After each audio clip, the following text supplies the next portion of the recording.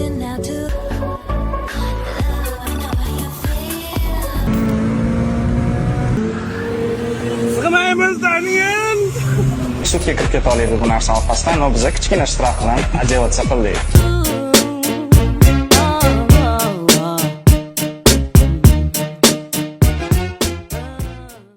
2025-yil 1-may sanasida u tuning atelyemiz ochilgan.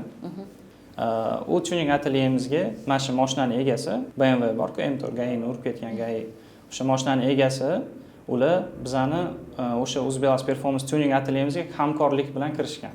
O'zlari shu voyaga yetmagan bola va adalari. O'g'lim voyaga yetgan sari mana shu biznesda qatnashishni men xohlayman deganlar va biz kelishganmiz. Tuningni ular to'lov qilishgan. Tuning o'zini narxida qilingan va mana shu ular ochayotgan joyini reklamasini qilish uchun ularning mashinasi tuning qilingan. Sizni ular tanirkan. Siz men ham ularni taniyman. Ha. Shuni avvalroq bilganmisiz? Voyaga yetmagan bolalar shu mashina olib chiqib ketishadi. Da, bilaman.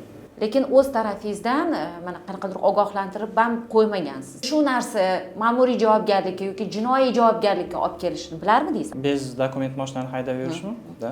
Hamma biladi chunki da. Ular tuning atelyegacha shu mashinani haydab kelishardi, to'g'rimi? Yo'lda.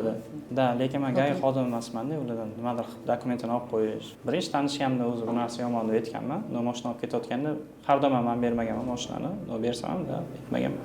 Sizni tanlovingiz ko'proq bo'ptiki, men ishimni qildim, men o'zimni pulimni oldim, u yog'i o'zi biladi nima qilishi, o'zini ota-onasi bor degandek. Shunaqa qarash qildingizmi?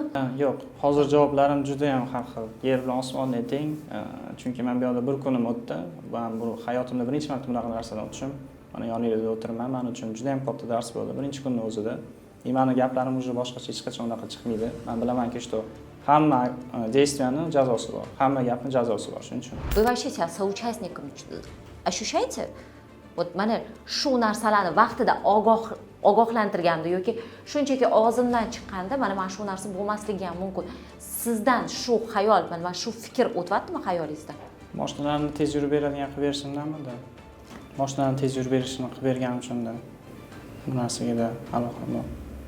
Aloqangiz bor shu. Da, mashinasini tez yurish hozir tez yuradigan bo'lib qolganligiga aloqam bor.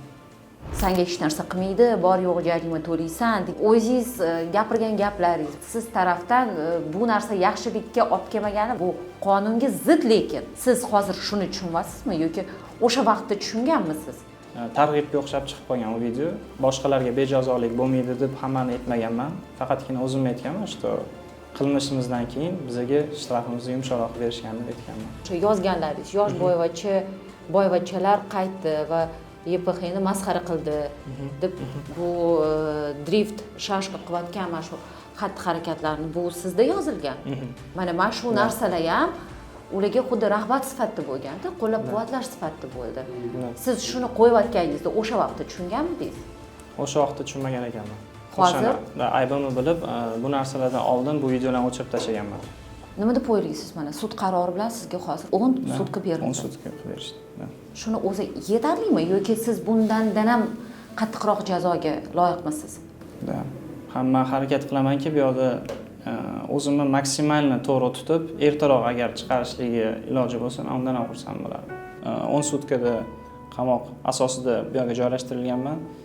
Meni sizlarga bo'lgan posilim, targ'ibim, murojaatim, iltimos. Dokumentinglar yo'qmi, voyaga yetmaganmisizlar? Iltimos, mashinada chiqmanglar. Mashinada tez yurmanglar. Chunki o'sha Gaini o'rnida bizani adalarimiz bo'lishi mumkin edi. Iltimos. Bundan tashqari, mana shunaqa kechqurungi drift, gonka, nima deydi? Shu narsa sharoit qilinmagan joylarda boshlaydigan insonlarga ham meni pasilim bu narsani to'xtatish kerak. Birinchi o'chirda shu rahmatli bo'lib ketgan Gai xodimining oilasidan uzr so'ramoqchiman. Xalqdan ham men uzr so'ramoqchiman va bu narsa hech qachon qaytarilmasligiga so'z beraman.